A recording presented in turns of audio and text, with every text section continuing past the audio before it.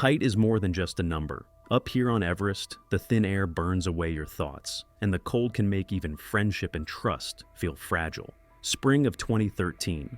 A group of renowned climbers is making their way up a route where every single step could be your last. But what threatened them that day wasn't an avalanche or a storm. It was people. On that day, the Khumbu Glacier witnessed one of the most shocking fights in mountaineering history. Climbers running for their lives, from those who were supposed to protect them, from the Sherpas. So, what really happened up there? Who was to blame? The foreigners who ignored local traditions, or the mountain men who had simply had enough of being disrespected? This is a story about how trust cracked at 8,000 meters. April 27, 2013. 3 men step onto a route that kills 1 in every 10 who try. Simone Moro, an Italian who summited 8 of the world's highest peaks. Ueli Steck, a Swiss climber nicknamed the Swiss Machine for his speed on the wall. And Jonathan Griffith, a British filmmaker who's made a career documenting where others have died. All 3 are legends. All 3 are heading for Lhotse, the 4th highest mountain on Earth. But their path cuts across Everest's western face, a place where the air slices your lungs and every movement feels like a negotiation with your own body. They're climbing alpine style, no oxygen, no fixed ropes, no army of porters. Just you, the rock, and gravity. For climbers at this level, that's not about showing off, it's a philosophy. You either make it on your own, or you don't belong here at all. Steck, especially, is known for his speed. He doesn't wait, he flies. But that same day, Sherpas are at work on the slope. They're fixing ropes for the commercial expeditions, the ones that charge $65,000 for a shot at the summit selfie. The Sherpas are anchoring lines, setting ladders, carving a path. It's their job, it's their mountain. And when 3 foreigners move past them, without asking permission, without using their ropes, without acknowledging their work, something inside begins to crack. At first, it's just a look. One Sherpa glances up and spots Steck's silhouette cutting above them on a parallel route. Then a short phrase in Nepali. Then a hand gesture. Stop. The climbers don't understand, or maybe they pretend not to. They keep going. They're not in anyone's way, right?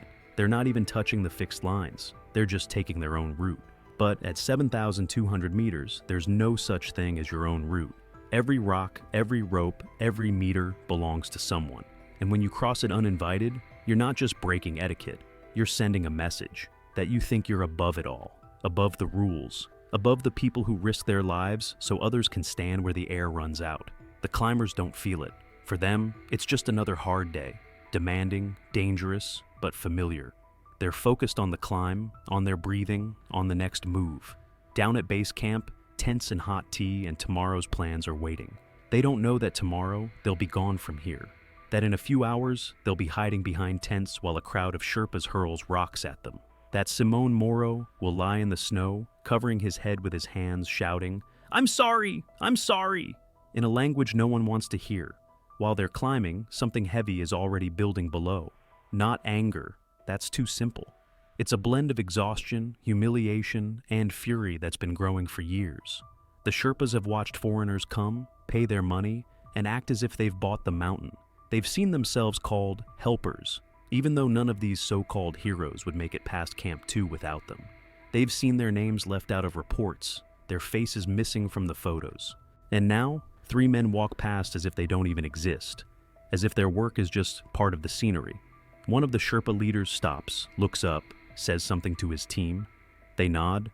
The work continues, but something has changed. The air feels thicker now, not from altitude, but from what's about to happen. The lead Sherpa lifts his head and freezes.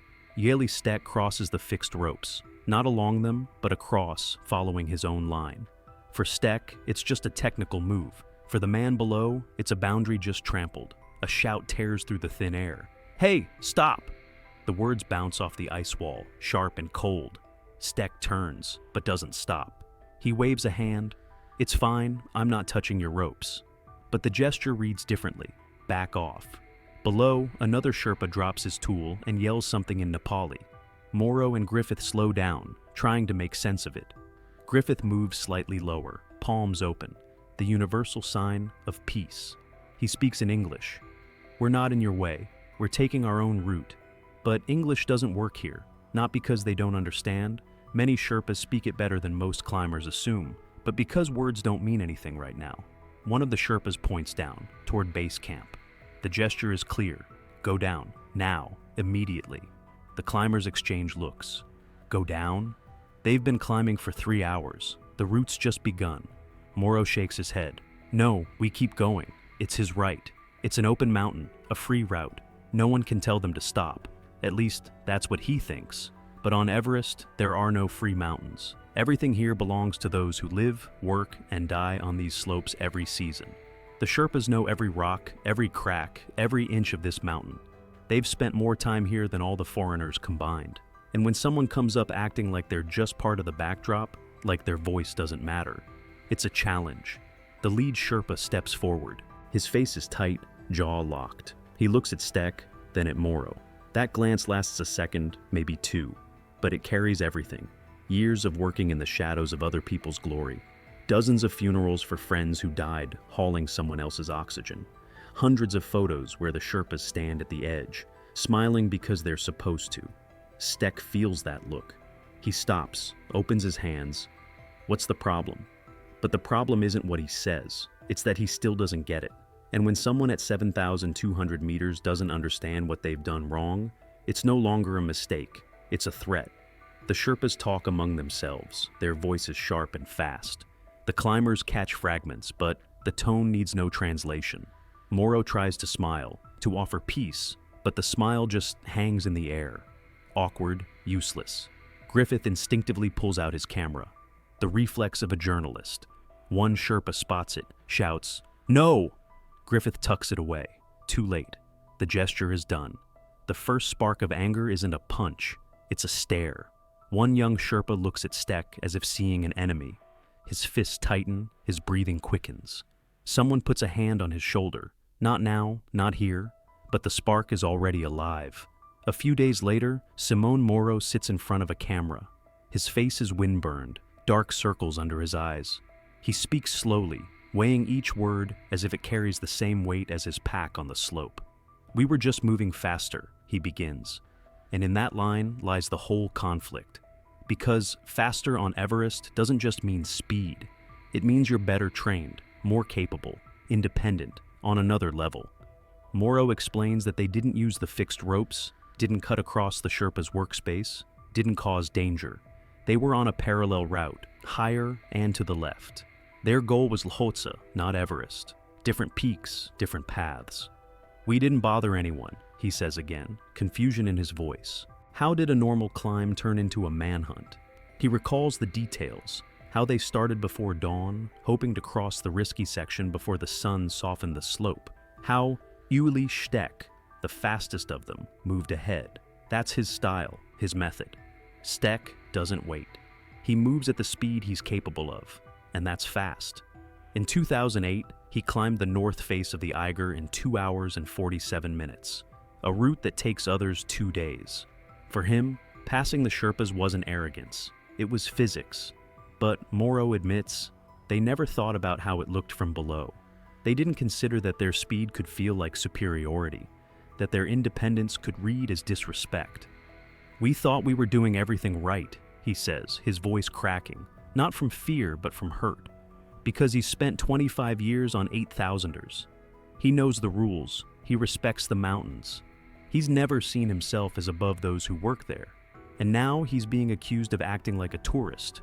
Worse, like an arrogant foreigner who thinks money and reputation grant him the right to ignore the locals. Moro shakes his head. He doesn't understand when it all turned, when his presence on the slope became an insult. The camera holds his gaze, tired, lost. He says, "Maybe we should have gone down the moment they asked us to." A pause. "But we had the right to climb." And there it is, the heart of the conflict. Right versus tradition. Freedom versus respect. Who decides what matters most on a mountain with no rules, yet its own kind of order? Moro falls silent. Outside the window, Everest stands, white, vast, indifferent. The mountain takes no sides. After the first confrontation, the climbers try to calm things down. Moro steps toward the Sherpa group and does what seems logical to him. He offers help. "We can help with the ropes," he says through a translator. a simple gesture of goodwill. On any other mountain, it might have worked. But Everest is not just any mountain. The Sherpa leader looks at him for a long moment, then shakes his head. You're not part of our team. 6 words that change everything. It's not just a refusal, it's a reminder of the line that divides them. You came here as independent climbers, with no permit to work with our crew, no agreement. You chose to go alone, so stay alone. Moro steps back, hands open. Griffith tries to explain something, but his words freeze in the cold air. And Ueli Stek stands off to the side, silent. He looks at the ropes, at the slope, at the Sherpas methodically fixing lines, and something clicks inside him. Stek doesn't know how to wait. He doesn't know how to stand still. His mind doesn't work that way. If there's a problem, he needs to solve it. If there's a rope, it needs to be pulled. So, he starts pulling. He grabs the end of a 260-meter line and begins climbing upward alone. From a physiological standpoint, it's madness. At 7,200 meters, every unnecessary effort costs you hours of life. But Stek isn't thinking about that. He's thinking, here's your help. Here's proof we're not your enemies. We're here to do the same thing you are, to open the route. But the Sherpas see something completely different. They see a man who just ignored their refusal, who decided he knows better, who took their work and did it himself. Not because anyone asked him to, but because he thought it was the right thing to do. It's not help, it's a show of superiority. One of the Sherpas throws down his tool and yells something after Stek. He doesn't turn around. He climbs on, step by step, dragging the heavy rope behind him. His breathing tears at his chest, his heart pounds, but he keeps going. Because to him, this is how you fix things. You're angry we're here? Fine, I'll do your job. Now we're even. But that's not how Everest works. Here, every gesture means something. And Stek's gesture reads not as peace, but as the final blow to the pride of those who've spent their lives on this mountain. Moro and Griffith watch from below. They can feel something shift, faces tight, voices sharp, furious. One young Sherpa pulls out a radio and says something down to base camp. When Stek finishes, he anchors the rope and heads back down. He smiles. They're done. But no one smiles back. Camp 2, at 6,400 meters, is a small patch of flattened ice with a handful of tents. By evening, the climbers return, exhausted but in good spirits. The route's done, altitude gained. Tomorrow, they can go higher. Moro heats water on the stove. Griffith checks his camera. Stek lies inside his tent, catching his breath. Just another evening on just another expedition. Then, noise. At first distant, like the echo of an avalanche, then closer, voices, many voices. Moro pokes his head out of the tent and freezes. A group is climbing up the slope, not 5, not 10, more than 100. Sherpas from base camp, from other expeditions, from the villages below. Someone had called on the radio, and they came. All of them. The first rock lands 2 meters from Moro's tent, then another, then a shower of ice and stone fragments. Moro bursts outside, shouting, "Stop! What's happening?" But his voice is swallowed by the noise. The crowd moves closer, and in their hands, anything they can grab, ice axes, trekking poles, fist-sized rocks. Stek crawls out of his tent and tries to step forward, to reason, to explain. Griffith grabs him. "Don't! Run!" The word sounds insane up here, at 6,400 meters, where every breath burns, where running means tearing your lungs apart. But there's no choice. They run. Legends of mountaineering, conquerors of 8,000ers, men who've survived where others have died, now running from a crowd, hiding behind other expedition tents. One Sherpa swings an ice axe, misses, but barely. Stek stumbles, drops to his knees, scrambles back up. His face is pale, not from fear, but from shock. This wasn't supposed to happen. It wasn't even supposed to be possible. Moro shouts, first in Italian, then in English, "I'm sorry, we didn't mean to." But the words don't work. Maybe they can't hear. Maybe they just don't want to. The crowd closes in near the edge of camp. Someone shoves Moro from behind. He falls face first into the snow. Someone kicks his pack, then him. Griffith tries to cover him, takes a hit to the shoulder. Stek presses his back against a tent and raises his hands, the universal sign of surrender. It lasts a minute, maybe 2, but at this altitude, time stretches. Seconds turn into eternity. Moro lies in the snow, hands over his head, whispering one word over and over: sorry. He's no longer trying to prove he was right. He just wants it to stop. Melissa Arnott steps out of her tent and sees a scene she'll never forget. A crowd, shouting, 3 people on the ground. She's American, a professional climber and a mountain guide with over 20 years of experience. She knows Everest, she knows the Sherpas, she knows how things work up here. And she understands, instantly. If she doesn't step in now, someone's going to die. She walks straight into the center of the crowd, not running, walking, slow, steady, hands raised. Behind her is Greg Vernwain, a guide from New Zealand. Tall, calm, with a voice that can stop people mid-shout. Together they step between the Sherpas and the climbers, literally shielding Morrow, Steck, and Griffith with their own bodies. Melissa speaks in Nepali, not perfectly, but enough to be understood. Stop, they already apologized, it's over. One of the Sherpas yells at her. What's she doing here? This isn't her fight, step aside. She doesn't move. Greg places a hand on one of the attacker's shoulders, not in threat, just contact. Brother, stop. Think about what happens next. And it works. Not right away, but slowly. The crowd starts to pull back. Someone lowers their ice axe. Someone else turns and leaves. 20 people become 10, then 5. The lead Sherpa stands last, looks at Morrow, still lying in the snow, and says something quietly. Melissa translates, "He said, don't climb again. Leave the mountain today." Morrow nods. No argument, no protest, just a nod. Steck stays silent, jaw clenched. Griffith helps Morrow to his feet. Split lip, bruised eye, a scrape on his forehead. Nothing serious physically, but something inside has broken for good. Melissa stays with them through the night, helps pack up, checks for real injuries. She knows if she hadn't stepped in, the ending would have been different. At 6,400 meters, a person is fragile. One blow to the head, one shove on the slope. That's it. Greg sits at the tent entrance drinking tea, radio in hand, just in case the crowd comes back. But it doesn't. In the morning, the climbers head down. Slow, heavy steps, not from exhaustion, but from something deeper. Their expedition is over. Lhotse will remain unclimbed. Everest will stay behind them. Melissa watches them disappear into the mist and realizes, on this mountain, there are no neutrals anymore. Everyone has to choose a side, and she already has. Not the Sherpas, not the foreigners. She chose people. A week later, Tessie Sherpa sits in base camp. His voice is quiet but steady. He doesn't shout, doesn't justify himself. He just tells his side, the one the world will hear last. We warned them not to climb higher, he begins. And that's the first thing to understand. For the Sherpas, it wasn't a sudden outburst. It was the final drop after many warnings. Tashi explains, when you're fixing ropes at 7,200 meters, you're in the danger zone. Any rock, any chunk of ice, any movement above you can kill.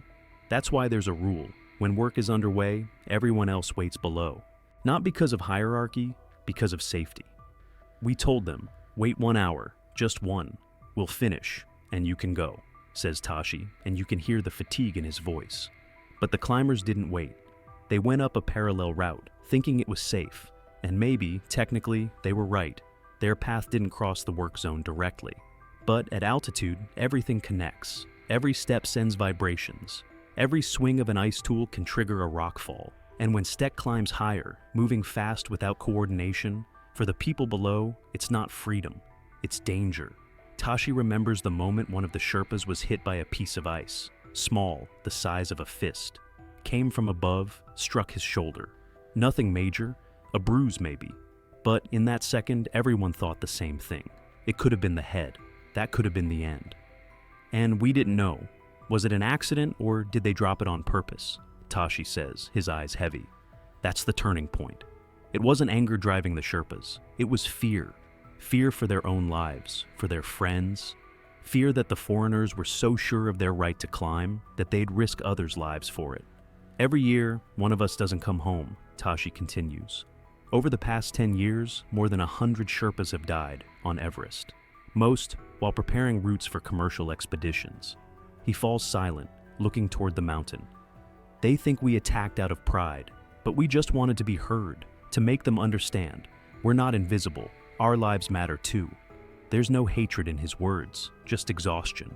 The kind that comes from having to prove, again and again, something so simple, that your life has value. 10:47 in the morning.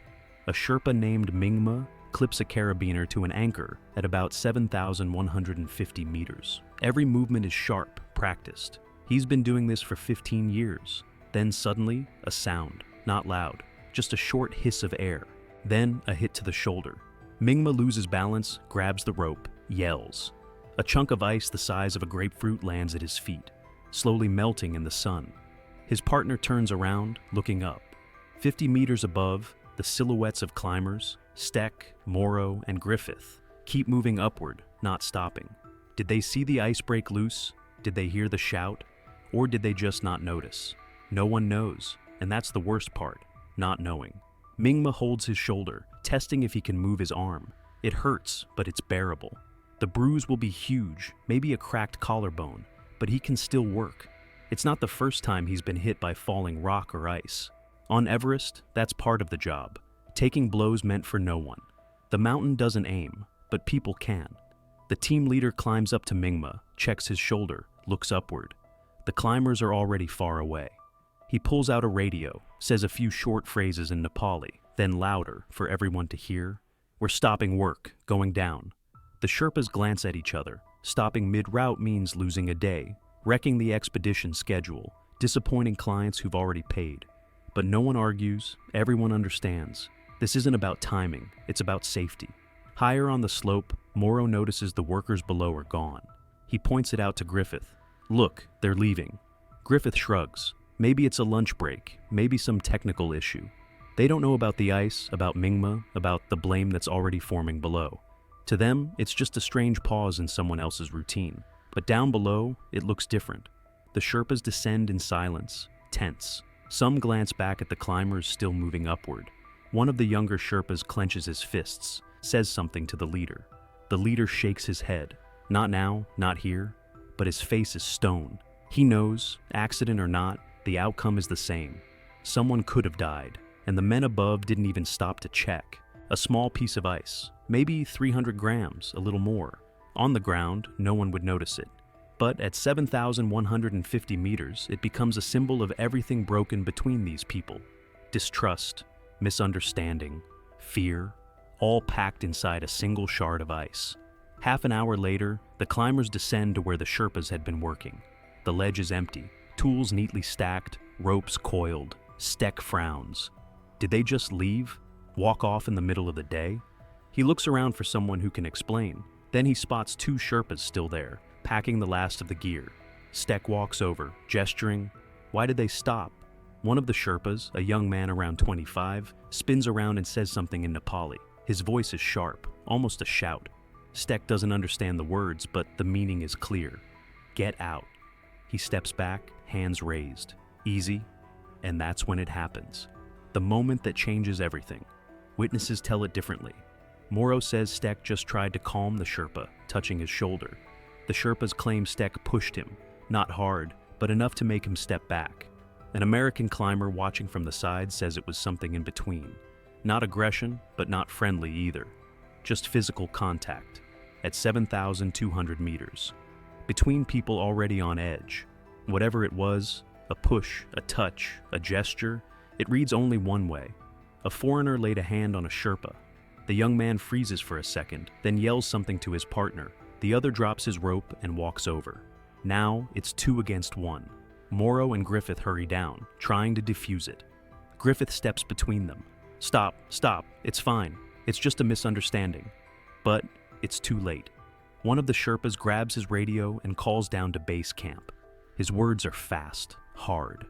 The climbers don't understand the language, but they catch the tone. This isn't a call for help. It's a call to act. Within a minute, the radio crackles again, voices shouting over one another. Some agree, some are already on their way.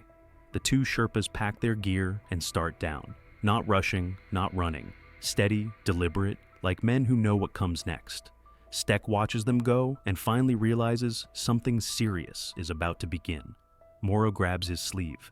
We need to move, now. Griffith's already packing his camera, checking carabiners. They start descending toward Camp 2. But they know they won't be the first ones there. Below, in base camp, Sherpa teams from different expeditions gather. 100 men, maybe more. Some carry ice axes, others trekking poles. They're not planning a talk. They're going to settle this. And when 100 men move with one purpose at altitude, not even the mountain can stop them. The climbers reach Camp 2 first. They barely have time to drop their packs before they see it. A crowd coming up from below, dozens of figures, maybe 50, maybe more. It's hard to tell at that distance. Morrow freezes at the tent entrance. Griffith pulls out his camera, then quickly hides it again. Not the moment. Steck stands still, jaw tight. He knows this won't be an easy conversation.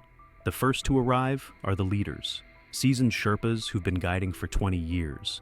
Behind them, a wave of younger men, restless, ready to act. Greg Vernwain, the New Zealand guide, steps forward. He knows many of them personally, worked alongside them for seasons. He raises his hands, calm, open. Let's talk, peacefully, like professionals. One of the senior Sherpas nods. Yes, we'll talk. But first, they must answer. Why didn't they stop when asked? Why did they keep climbing, risking lives below? Why did one of them raise a hand against a Sherpa? Morrow tries to speak, but his English gets lost in the noise. Someone translates, but the translation comes out sharper, angrier. Words twist, meanings shift. Steck steps forward. We didn't mean any harm. We were just following our route. The translator repeats it. The crowd stirs. Not enough. Someone shouts, "You think you're better than us? You think you can do whatever you want?" Steck shakes his head. "No, we don't." But his voice wavers, because deep down, part of him still believes he was right. Greg tries to find a middle ground. He suggests, "Let's call it for today. Tomorrow we meet in base camp, talk it through with the expedition leaders." But one of the young Sherpas yells, "Tomorrow, they'll be gone tomorrow, they'll leave, and we'll still be here, like always." And in that cry lies the truth. The foreigners come for a season, a month, 2, then disappear. The Sherpas stay. This is their home, their sky, their mountain. The demand becomes clear. Apologies. Public in front of everyone. Now, immediately. Morrow hesitates. To apologize means admitting guilt, and he's not sure he is. Griffith leans toward him, whispering, "Just say it. Anything. Or it'll get worse." Morrow looks at the crowd. 50 pairs of eyes, 50 people waiting for his words. He opens his mouth, but nothing comes out. Because at 6,400 meters, where the air is thin and every breath hurts, saying sorry for something you don't believe was wrong feels impossible. The crowd waits, seconds stretch, the tension thickens, like the air before a storm. Morrow never gets to say the words. A voice from the crowd yells, "Enough talk!" And everything explodes. The first rock whistles past Steck's head. The second slams into a tent. Then comes a storm of shards, snow, ice, stones. The climbers duck instinctively, scrambling for cover. Greg shouts, "Stop! Please, stop!" But his voice disappears in the roar. A few Sherpas rush into the camp area. One grabs Morrow by the jacket, yanking him out of the tent. Morrow resists, not fighting, just trying to stay upright. They drag him into the snow. Someone kicks his pack, then him, side, back. Not hard, but enough to knock him down.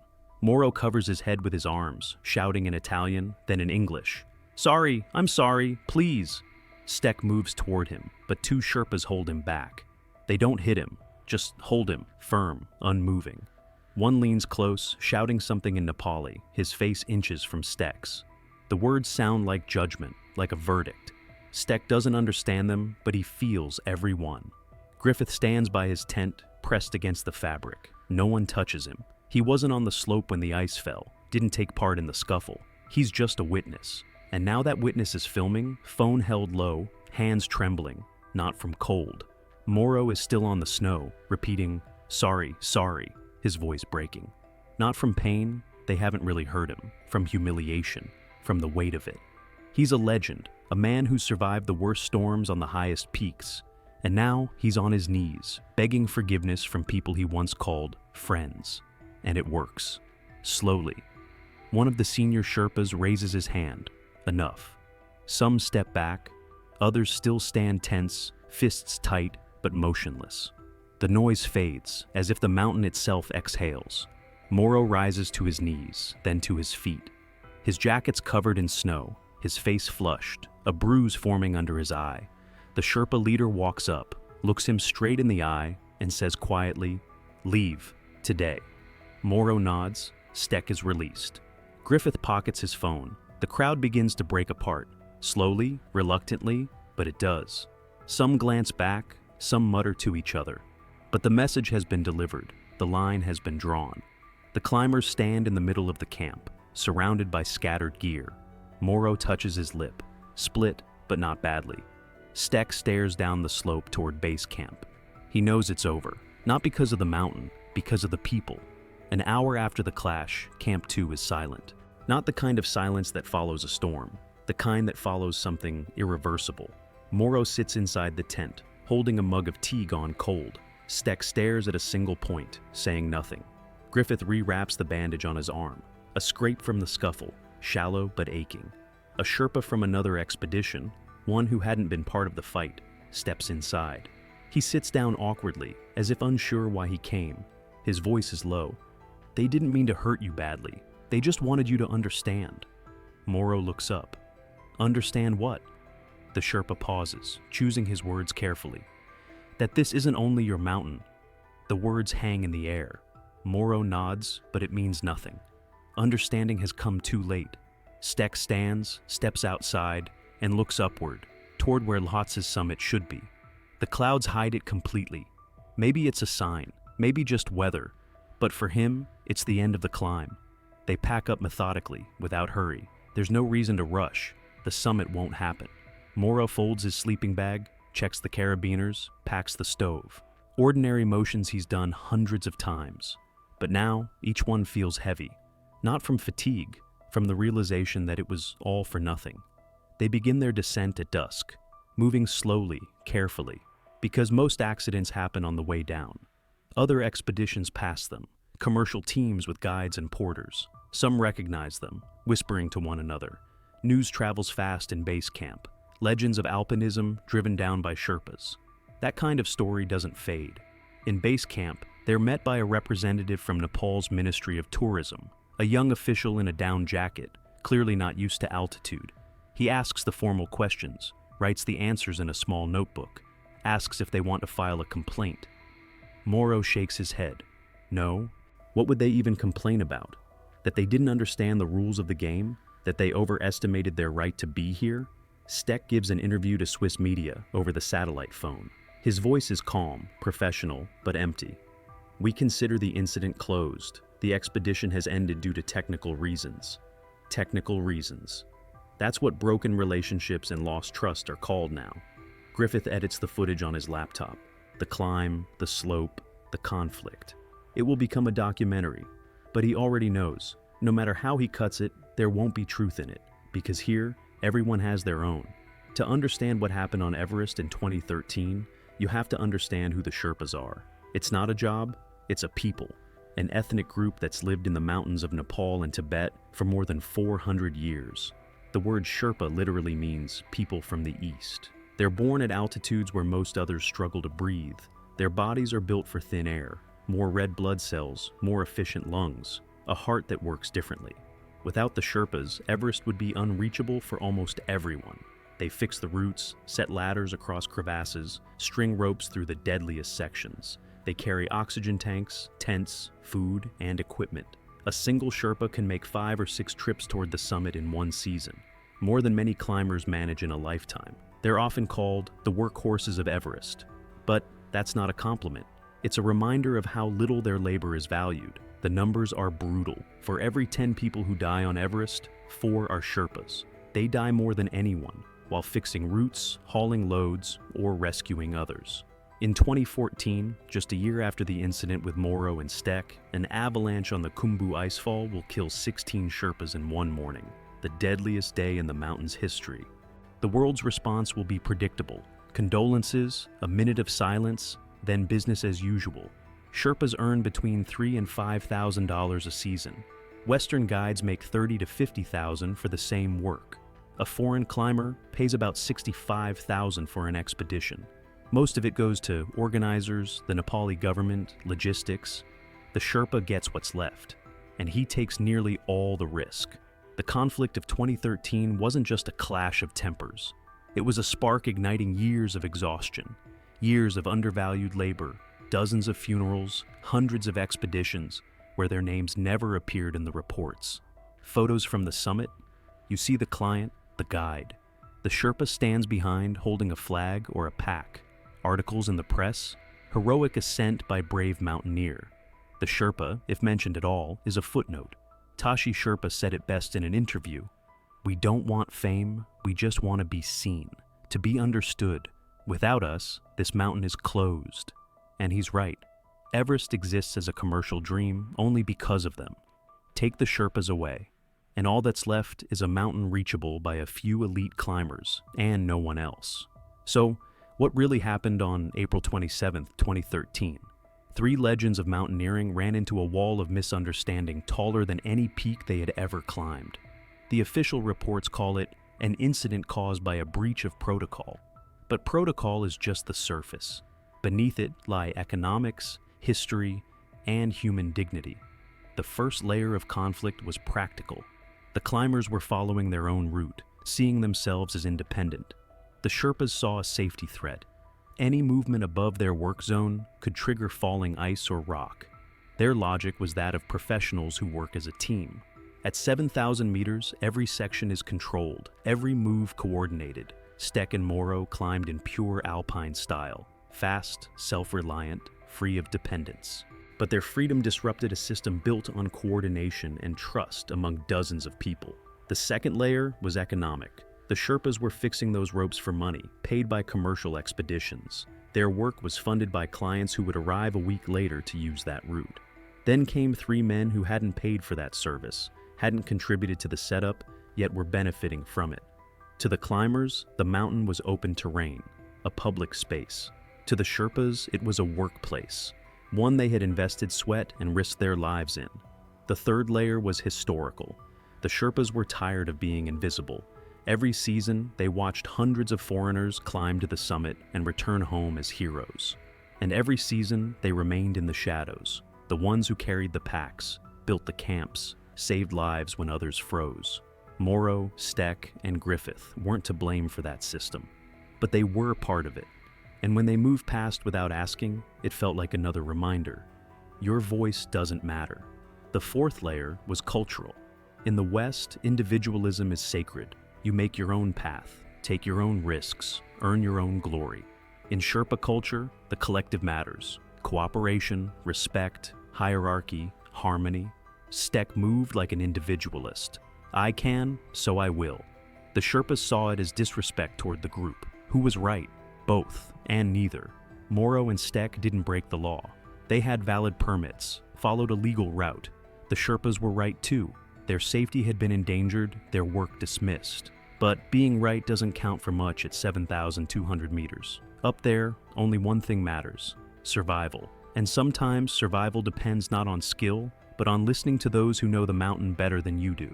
Nepal's authorities reacted fast, too fast.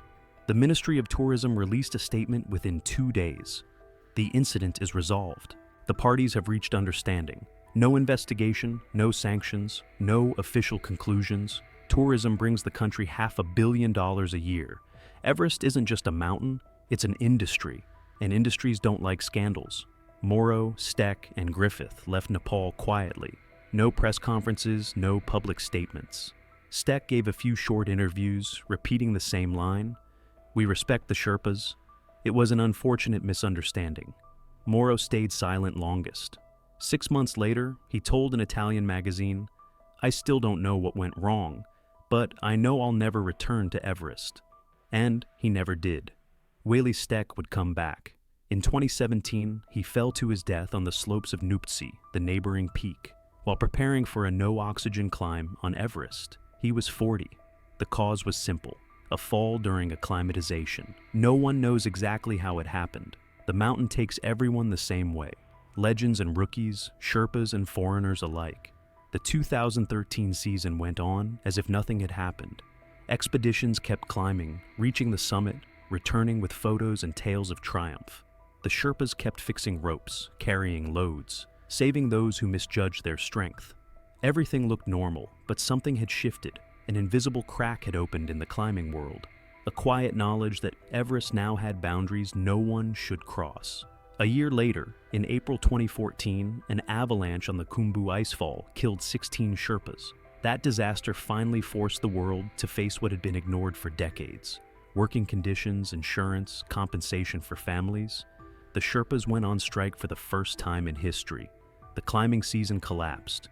Everest stood empty. The mountain got a moment to breathe. The conflict of 2013 was a warning the world brushed aside. But mountains are patient. They wait. They remember every step, every word, every gesture. And when people forget they're guests here, not masters, the mountain reminds them, sometimes with an avalanche, sometimes with a fall of ice, sometimes with the quiet stare of someone tired of being unseen. Everest remains, white, indifferent, eternal. It doesn't judge, it doesn't take sides, it simply exists. And at its base, people keep arguing about who was right, who was wrong, who's the hero, who's the victim. But to the mountain, everyone is the same. Everyone is mortal. Everyone passes.